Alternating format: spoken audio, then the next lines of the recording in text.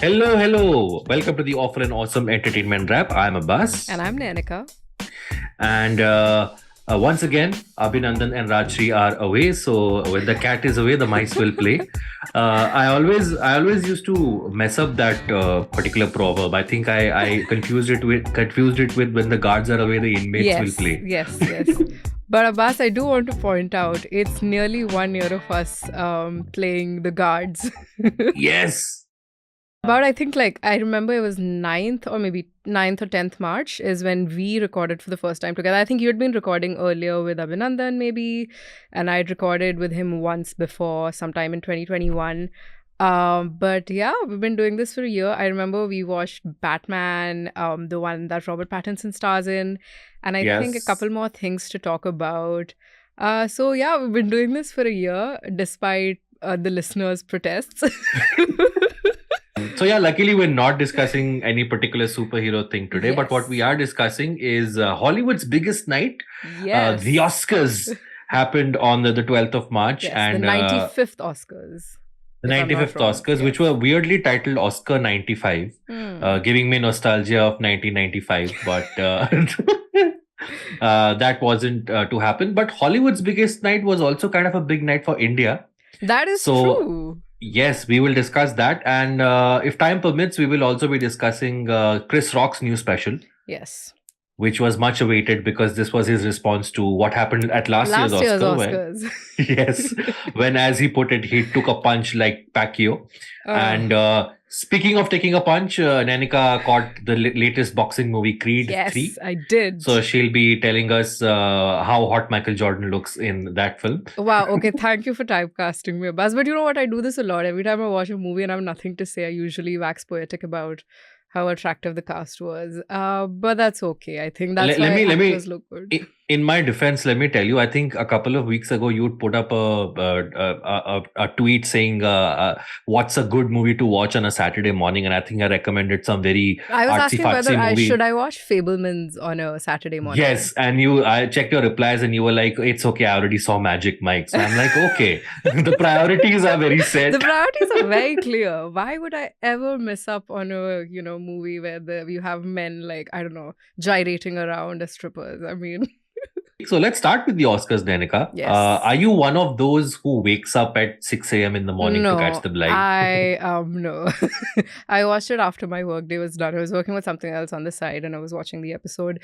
I was invested in I actually wasn't really invested in who won, but I was interested in the clothes. So, which is why Right. I did, sort of, I think my Twitter feed was full of people talking about who won and, discourse about the movies that won. And I think the winner this time, Everything Everywhere All at Once swept the awards and everybody discussed it. And there's a lot of discourse happening about it on Twitter. So it's been interesting to kind of read and catch up on.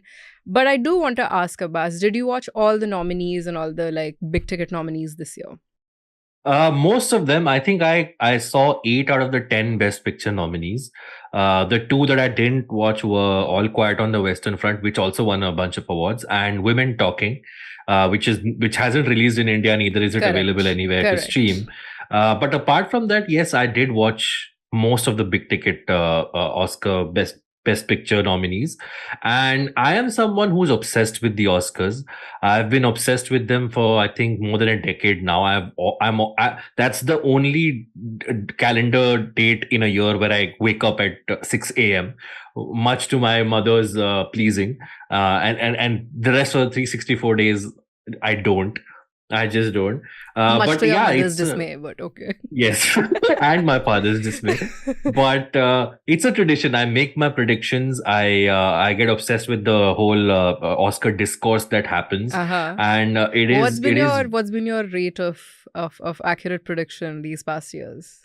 So this year, out of the 15 predictions I made, I got 9 correct and that's 6 a wrong. good number. Yeah.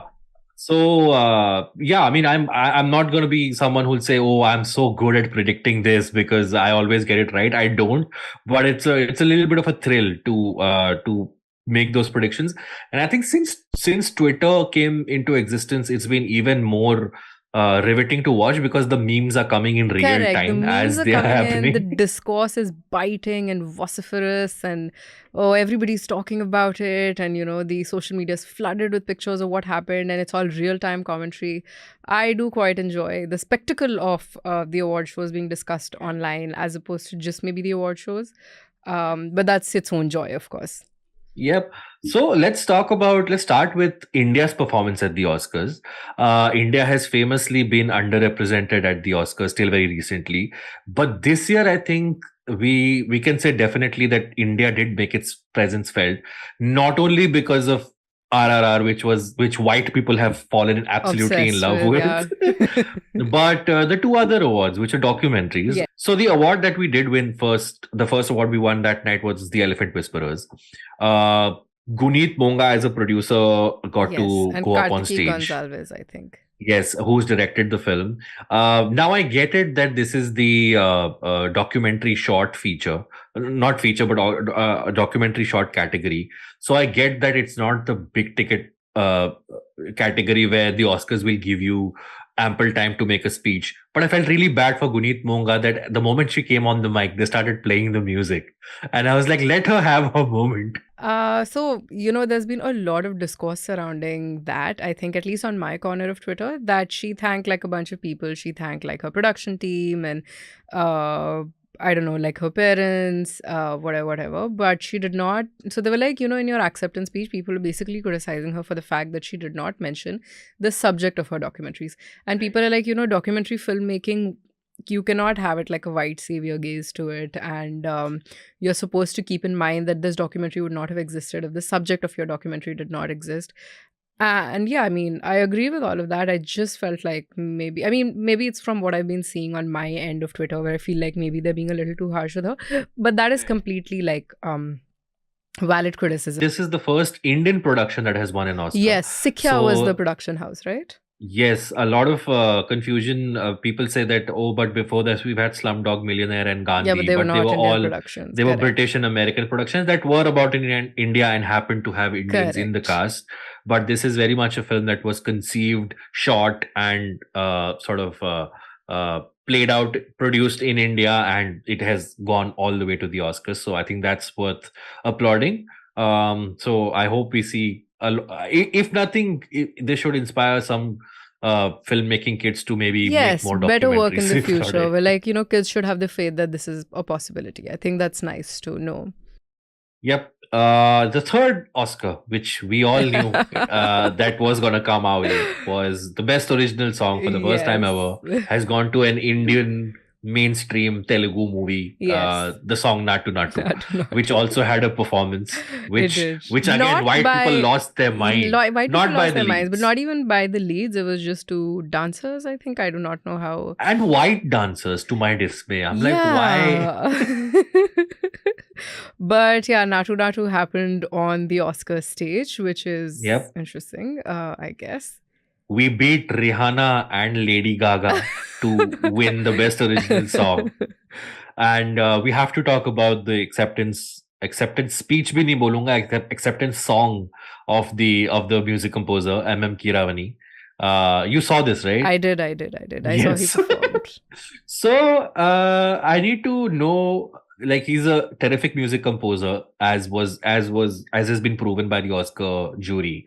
Not the greatest lyricist, because he rhymed Rajamouli with family. Well, I thought he was, you get so little time, so he's just up on the stage, he's freestyling, he's having fun. But yeah, I have to say, save the best for the last, because all this while he was getting awards at other ceremonies also, and he was doing the normal spiel of reading out thank you messages. So he was just like, this is a serious deal. This is an Oscar, Abbas. He has to have come up with a new production for it.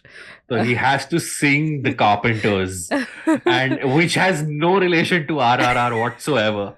But Uncle was just like, I grew up listening to the Carpenters, So now I I'm the will make Oscars. everybody else listen. That is kind of sweet. But I'm glad it, and also the fact that Natu Natu, the dance, whatever, was presented by none other than Deepika Padukone, who looked so nice. Yep. So I was going to come to that apart from this, of course, we've had little bit of representation awards wise in the past, but this is the first time we had stars on the red carpet. We had the two leads of RRR. We had the two We leads had, of RRR. We had yes, Deepika Padukone. Ram Charan and Junior NTR. Yes. We had Rajamouli, the director, and we Yes. had Deepika Padukone. We did. So, like, for the first time, I felt like, oh my God, Indian stars are actually, you know, out there at the Oscars. These are not artsy fartsy, you know, small time actors and directors. These are mainstream Bollywood and Tollywood film Deepika's makers. having her moment in the sun, and I'm really glad for it. She was on the Cannes jury this year, and then she's gone on to present at the Oscars and looks so nice while doing it. So I'm glad that she's here, but I'm not sure whether like we're gaining mainstream success because, well, RRR was definitely there and the winners of this year were there and Deepika was there, but I still feel like it's not like mainstream representation. So I don't know how to comment on that. I mean, I hope the trend continues and this is not just one anomaly or aberration this year that we had this much Indian representation. So I have my fingers crossed till next year, but I'm glad Deepika was there. She looked wonderful. So that was our Oscar conversation. Before we move on, I'd just like to make two very important announcements. We are back with the second edition of Freedom of Expression Conference, the FOCON, in partnership with the Internet Freedom Foundation. FOCON will take place on April 1st, 2023 at the Kamala Devi Complex, IIC Delhi. You can register now to secure your seats and get a chance to be a part of discussions around disinformation, copyright issues, and the media and regulatory framework. For program and registration, visit focon.in. That's FOECON.in. Entry is only through registration, so register now. Apart from that, the second announcement is that Abhinandan Sikri will be in Michigan in the United States from April 6th to April 9th for a conference. You can let us know if you're based out of Ann Arbor and would like to meet Abhinandan, and we can schedule a meetup.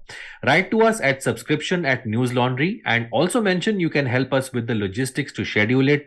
We have a new NL Sena project that will explore the illegal migration routes taken by people to emigrate to the US. Please contribute to Power Our Journalism so that we can bring stories that matter to you. To contribute, visit www.newslaundry.com/Sena. That's www.newslaundry.com/Sena.